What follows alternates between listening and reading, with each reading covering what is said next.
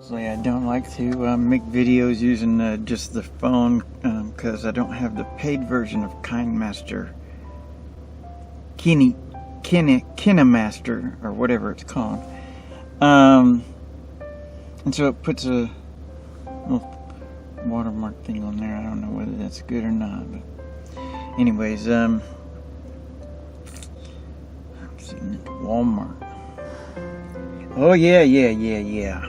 I wasn't supposed to say it, but I said it anyways because I don't know if you see it. It's about to rain, and my camper has a tear on both ends. Not a tear. Sorry. Weak from the tears, huh? Weak from the tears. Has a rip. There's a thing, on each end. I wouldn't even call it a rip either, because that sounds like you did.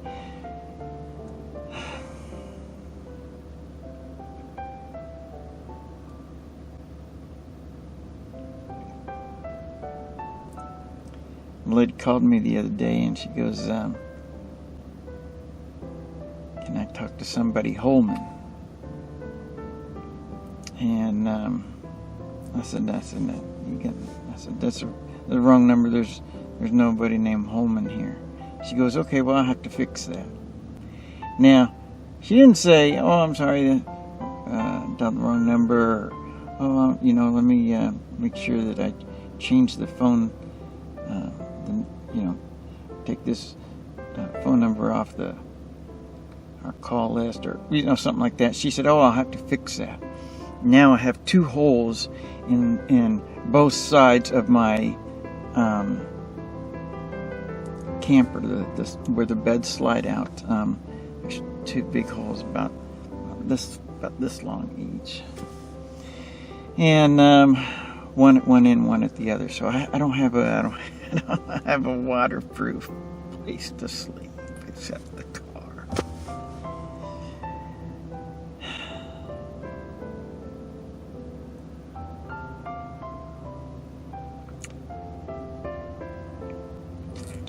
So now what do I do?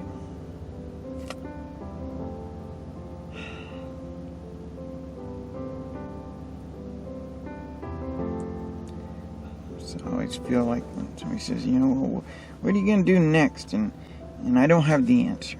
I don't, like I say, I don't know. I don't know.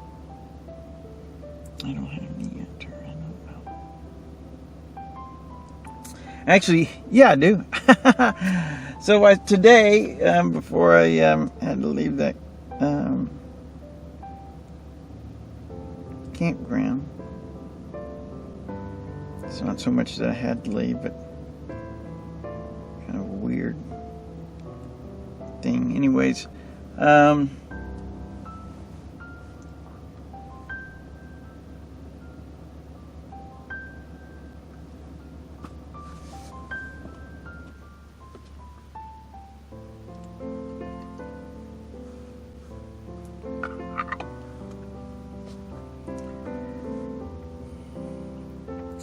the other day as I was raising the roof on the camper, and I was did the slide out on the beds, and then put the thing into place, and the big holes happened.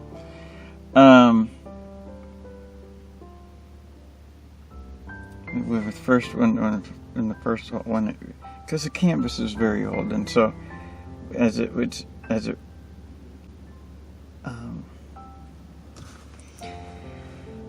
like, no. I was like, well, okay, so you figure that out. You've got the other side, and so you're okay. Then I opened the other side, and it ripped too.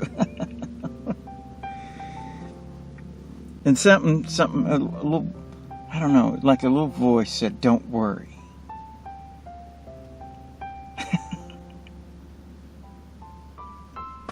I didn't, I tried not to worry. I didn't worry. But now, now it looks like, what do I do?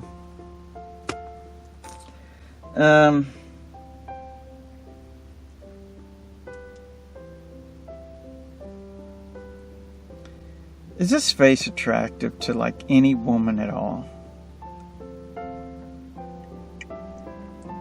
Because it's been 10 years. Actually, since Brenda. It's been, I don't know, what's that, 12 or 13 years or something? Yeah. So it's not like I haven't asked a bunch of girls out, because I have. I've been turned down every time.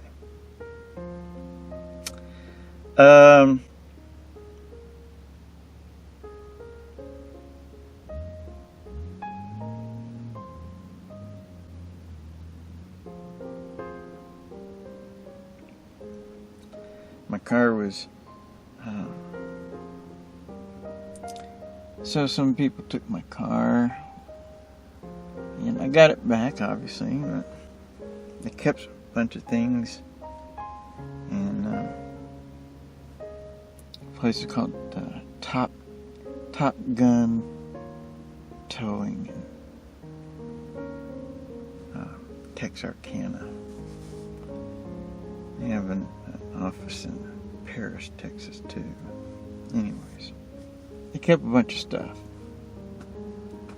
So now I'm trying to figure out what to do, because I had to buy another inverter, and there's other things. I need another memory card because it's making it difficult to do my videos. So, this is what I'm going to do. Oh, by the way, I was going to tell you what I'm going to do. So today I started out, before I was closing the camper up and everything, I emailed some people that have land that were, saying, hey, I rent spaces for RVs, and I've got an RV set here, and if you want to buy it, I'll buy it to you, rent to own, and all that kind of stuff. And so I emailed them and I said, hey, look, if you've got a big enough piece of land, you want something. Actually, it don't matter to me. It don't matter at all if it's a big piece of land or a little piece of land. If somebody wants me to come in there and make it beautiful, I'll do it. I'll do it for free. I'll do it. It's not that, I'm not saying that, hey, I want to do it for free, but what I'm saying is, that's what I'd love to do. So it's not about the money, right? You could, if I've got a place to that I can live in my little pop-up camper until I'm able to get, something better, or get a new canvas on this one, then if I got a place that I can live in the camper while making the place beautiful, and because I'm good at that. That's something I'm very good at, and I like doing it. So I emailed some people and I said, hey, I will come, and if you let me park my camper there and live there, I'll come and make your place beautiful, because that's what I like to do, and I like to do that. I would like to do that RV. I'd like to have my own RV resort and campground, but until that day, I would say, based on the way my life going, that day will never happen.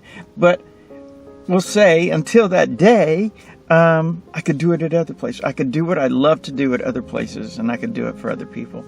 And that would be lots of fun, And I was thinking today, I was like, Sandy, as long as you've got a place to live and some food, and, it'd be great to have a girlfriend. It'd be perfect to have a girlfriend, whatever word I'm supposed to use.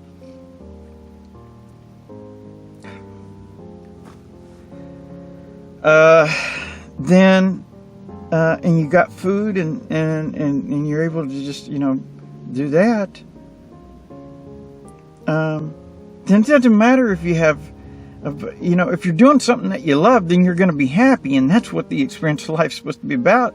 And now I was going to say to my dad, hey, Dad, I found this house in Texarkana. It was $17,900, man. You buy that house, I'll fix it up for you. You can make a bunch of money off of my work, and you know, just so I can do something that I love to do, and because I've kind of feel like, you know, I always keep feeling like I have hope, like I've got faith or something. The other days, I seen a sign that says he still believes or he believes, or I can't remember. But I was thinking to myself, I was like, yeah, why? Why do I have faith? Because every once in a while I have hope, right? I've had hope a bunch. I've had a bunch of faith that things were going to work, right? That I was going to be able to have an RV resort and campground. That I had faith that my wives were actually going to love me again. I had, you know, that my kids would actually want to, you know,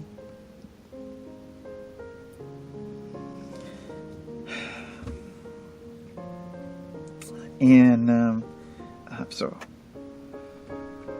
yeah.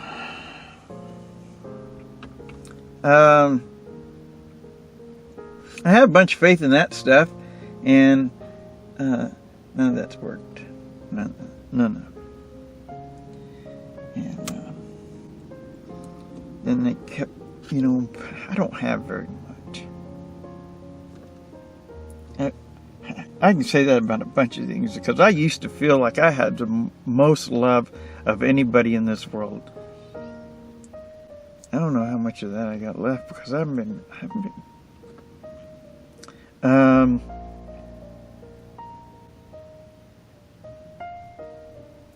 and I thought, surely, yeah, I thought,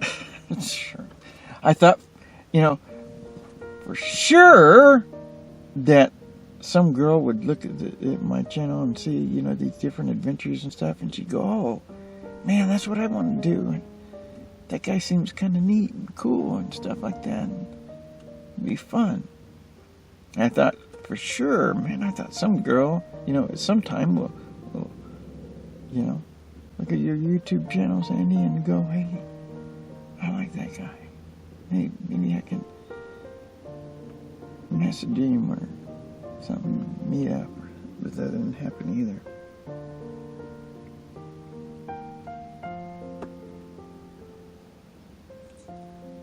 So my brother said to me once, he said, click! And that's kind of what I feel like saying about my life right now. But, so what I'm going to do is I'm going to email a bunch of places and just say, hey, let me park my camper there and figure out how to live, and I'll make the place beautiful just to be working on making it look like heaven again. And,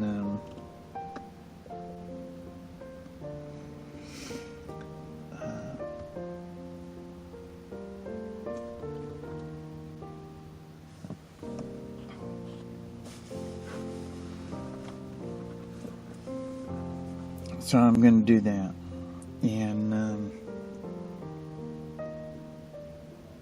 then I'm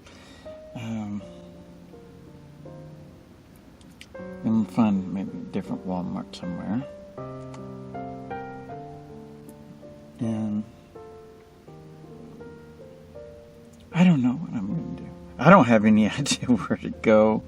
I don't have any idea what I'm supposed to.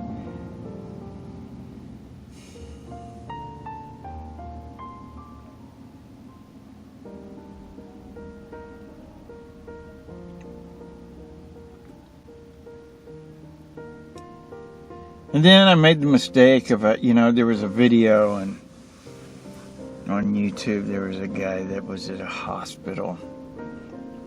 He was a kid, actually. He's about 20 years old. The age I feel quite a bit. You know, I don't want to say 20, but I feel in my, I don't know. Sometimes I feel like I'm, you know. Anyways.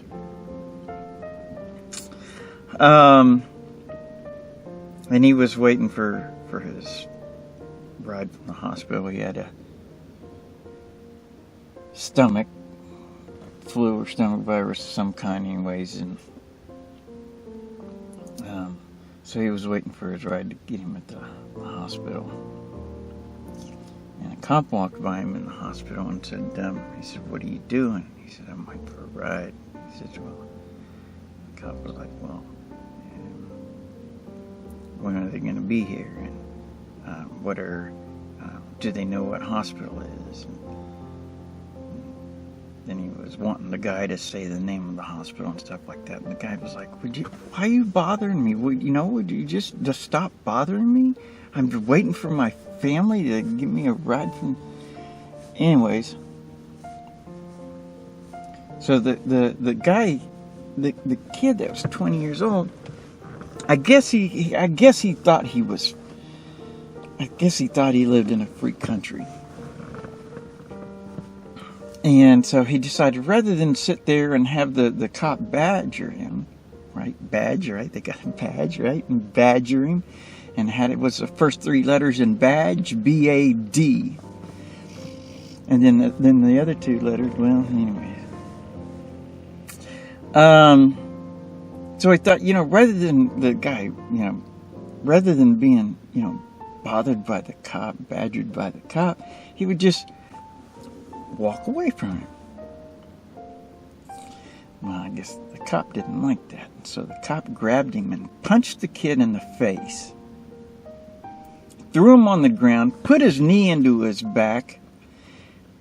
3 other cops jumped in on top of him and abused the guy. When they were done,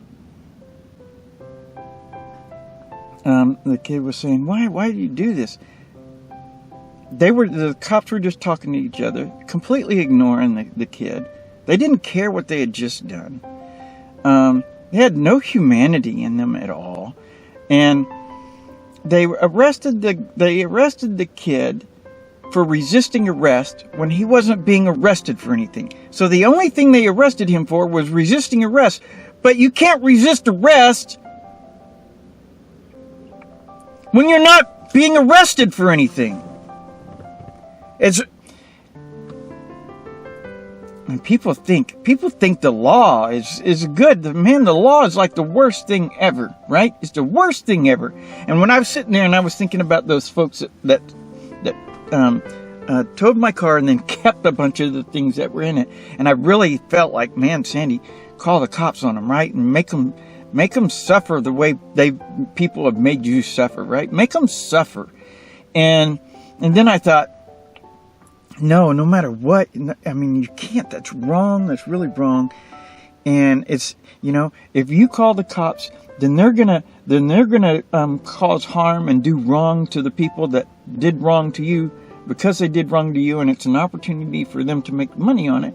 And 2 wrongs don't make a right. So if you call the cops on them and they hurt those people because they hurt you, then you just made 2 wrongs happen. You made the second wrong happen by calling the police, right? The law enforcement, right? People, they force laws on other people, and it's a free country, but you're forced to obey. Anyways, free country. Anyways, I'm watching the video of this kid. He's done nothing wrong. He was just leaving the hospital.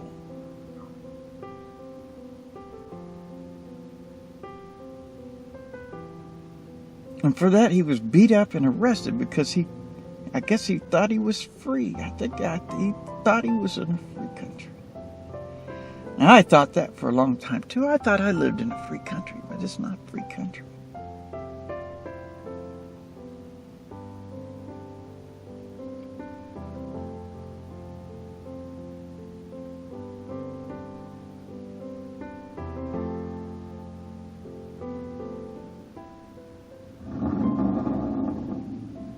A lot of campgrounds. I have to think about that, right? There's a lot of campgrounds. There's lots of places in National Forest you can camp for free, except for the fact that our taxes pay for it. Then they have lots of campgrounds where in the national forest and the state parks and all that kind of stuff, where you can't camp for free, where the government who stole the land from the people that lived here and from the American people. They stole the land, then they pay for that the maintenance of that land from the money that people earn, called their income tax and stuff like that. And whenever you buy gas and food and groceries and clothes and stuff like that, they're always making money. They're always making money. And when they do that, the people pay for those parks, and then they say, well, yeah, these parks are funded by taxpayer money, but we also want to make more money. So it's not free, even though you paid for it, even though the taxpayers paid for it. And what an awful name, taxpayer, right? What a terrible thing to call people, you know. It lets you know that you're not free, right? Because if I want to buy food, there's food tax. That means the government saying you got to pay a fee to eat. And if you don't like that, then you can't eat. Go to another state where there's no food tax. And then if you want to have gas in your car, the government says, oh, you want to go places and visit your friends, you want to go to the well, you might not want to go to the hospital, but you want to go places, and you need to go visit friends, you need to go buy food, you need to do certain things. Okay, you can do that. You can put gas in your car. And since you need to do stuff, in order to have the right to be able to be able to go places and stuff like that, you got to pay government tax for that. If you don't want to die, you have to pay a government tax for that. And when you die, you have to pay a tax for dying.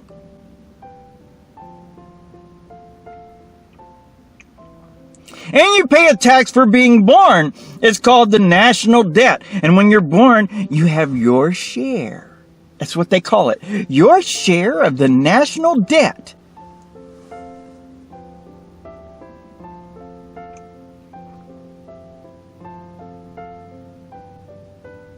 Yeah, I'm a little upset. I'm a little upset because I got to sleep in my car unless I can figure out how to survive a rainstorm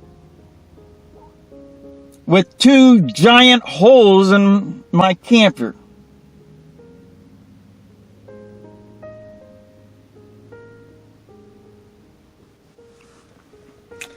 I watched another video.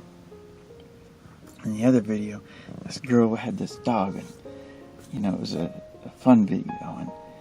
And this dog is the best long jump dog in the world, and he gets the best of everything: acupuncture, all these different things, right? And he gets the best of everything. And I watched other videos about kids who are piano, what do they call it? Not prodigy. I mean, I guess some people say prodigy, but I don't think that's the right good word for it. And I don't think savant's a good word for it. I don't know. Just like people, kids that are just amazing, amazing artists and stuff like that, and they've been given the best of everything to nurture their talent, and I thought, dang, man, if we could do that for kids. When I was a kid, I didn't have the best of everything. But I did have some good things that were I think my folks loved me very much, and so, and I know a lot of people grow up with folks that don't love them very much, so it's good, that was a good thing. But I wasn't given the best of,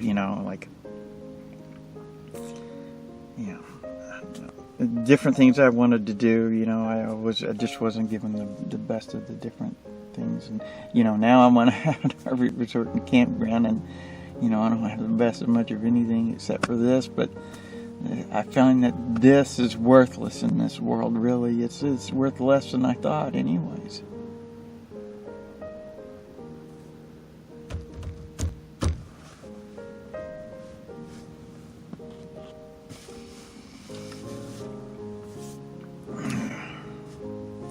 there's a guy in, I think it's Shreveport, that has a parking lot paint striping machine that I could get for $50. Now, $50 is a very good value, I think, for it. I'd like to get it, except for the fact that my folks gave me some money when my car was stolen. I was outside in the cold, because they had my coat and everything. I mean, it's but so I had to get a new phone, and that was $100. Then I got some food and gas.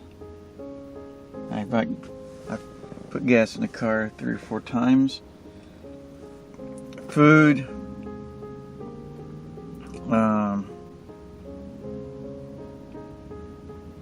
Some stuff to cover the seats in the camper, because the old fabric that was on them was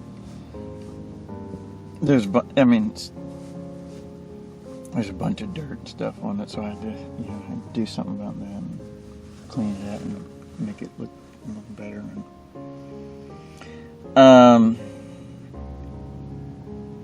And other than that, anyways, so I've got like I don't even have $200 maybe. I don't even know if I have $150, but so if I do that, then I really don't have like much to work with after that. And I got the holes in the canvas and stuff like that. So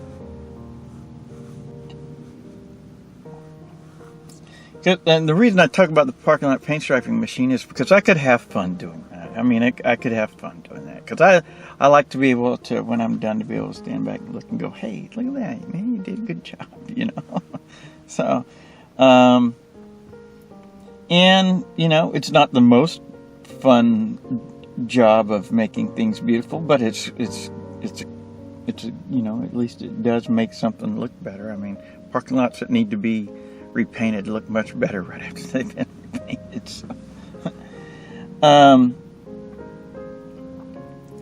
So, I seen that, and so I asked the guy. I said, would you do anything?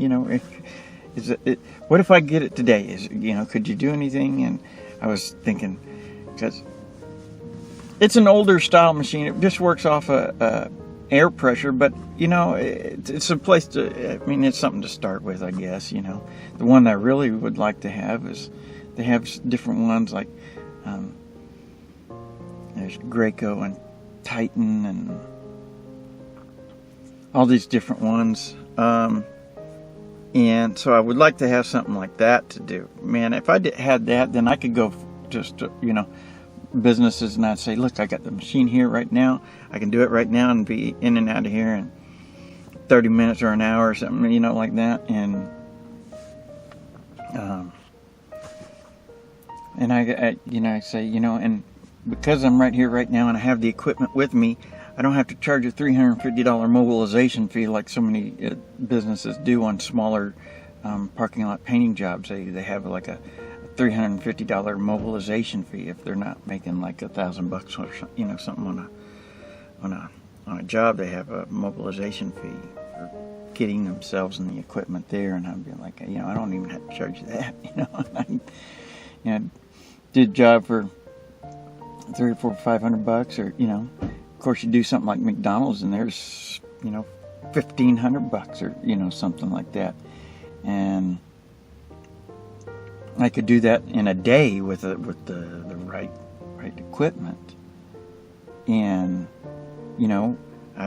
if I own a business and somebody says, I'm here right now and I can do it right now, I'm thinking, ooh, this is a get the job done kind of thing, man. This is a good idea, and so plus, with the ADA regulations, if people don't have, their parking lot laid out right and good, handicap markings and all that kind of stuff, then they can they can be fined. The very first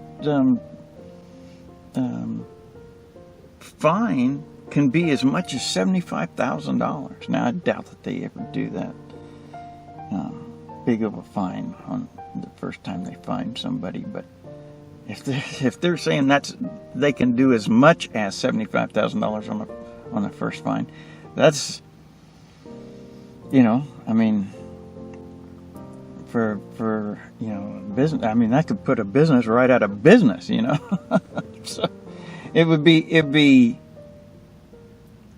good thing to do,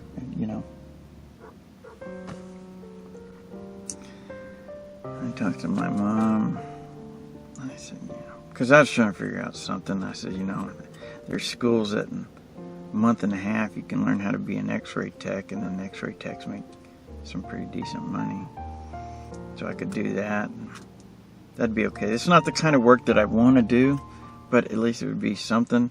And the thing about that though is it would keep me from being able to travel as much unless there's some kind of way to be able to do that kind of job. Is it? Anyways, I don't think there is. I think mostly you have to kind of just be in one area doing that. And again, like I said, it's really not the type of work that I want to do. Oh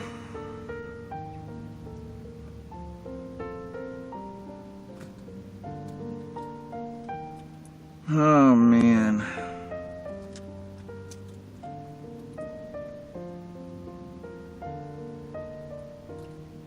I wish my parents had had the money to...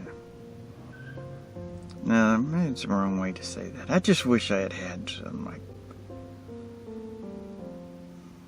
better opportunities, or if I had opportunities that were great opportunities, I wish I had the intelligence to be able to, notice they were good opportunities at the time. Or I don't know.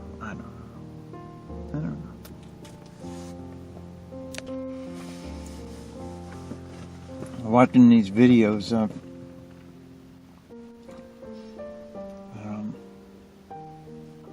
people that have achieved a lot. Every once in a while you'll hear these unique stories where somebody come from, they didn't have much of anything and and they made all kinds of success in their life. But most of the success stories that I've heard, seen, watched, or read about were people that were encouraged and nurtured for whatever their gifts, talents, or were. I'll give you an example.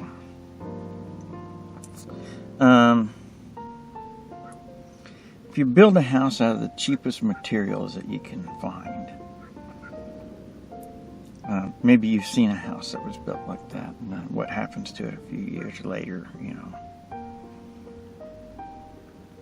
Or maybe you've lived in an apartment that was built out of the cheapest materials, where you could hear your neighbors whispering,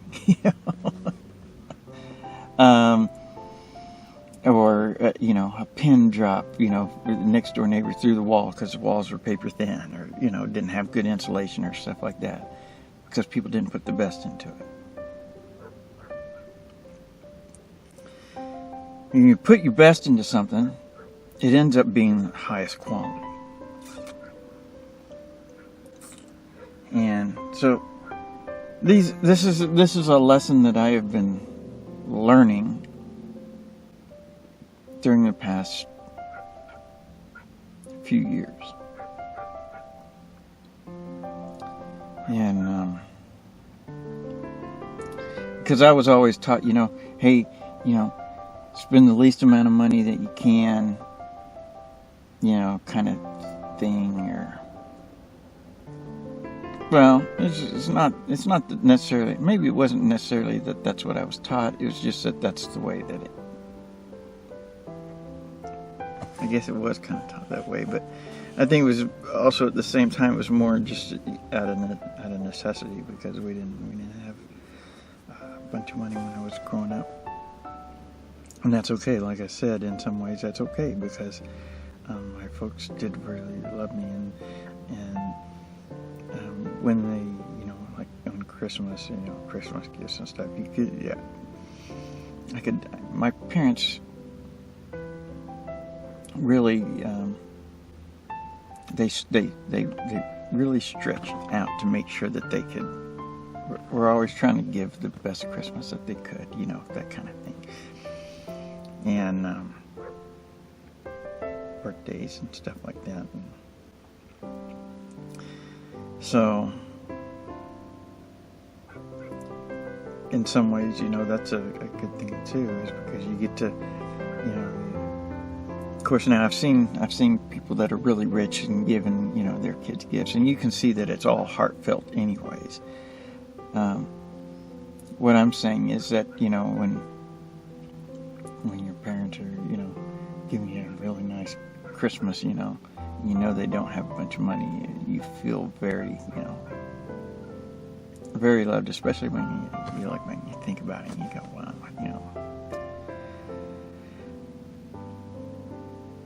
Anyways,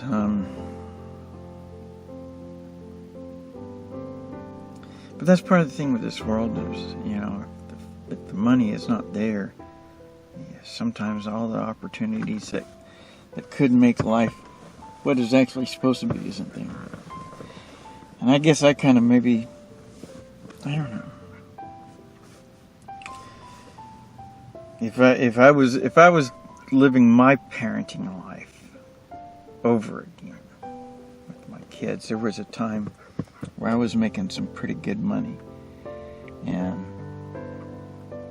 I let my wife at the time just spend it on whatever she wanted. I mean, I didn't say no about nothing. If I had to do that over again, all that money we spent going out to eat, on, making a house that was like freaking a zoo, with, not like a zoo, but, I mean, we had bunches of animals, birds and cats and dogs and ferrets and fish and hamsters and gerbils or not gerbils, but guinea pigs and all this kind of, I mean, we had so many freaking animals. It was just, instead of spending all that money on that, I'd have put most of that money into my kids. I'd have, different classes and activities, and, if they wanted to play instruments, give them the best kind of instruments, and if they wanted to go to, learn about different things, I'd have a college fund where they could choose any college that they wanted to go to, and just be able to do that. If I was able to do that over again, yeah, that's the way that I'd do that. I'd say a lot more no to my wife and a lot more yes to my kids. And I think that would have given me a lot more respect for my wife too, because by the time she left, she didn't have any respect for me at all. And I can't say that I blame her, because I kind of taught her to teach to treat me like garbage.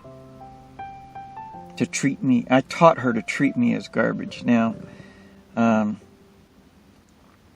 actually, there's a bunch of things I did. I actually did call her. Well, I actually did call today, and I'd call Jennifer too and do the same thing, but she don't answer my emails, and I don't have any idea what her phone number is. But I called Brenda, and I was going to say, hey, listen, I've been thinking, there's a bunch of things that I did that made me kind of a.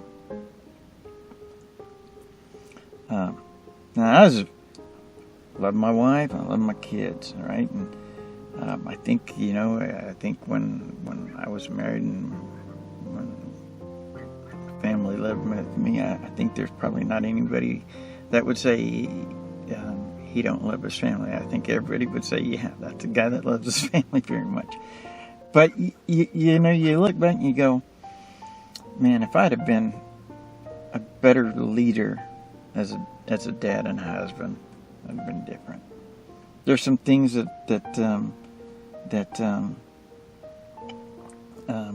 I need to, that I wanted to say sorry about. Not specifically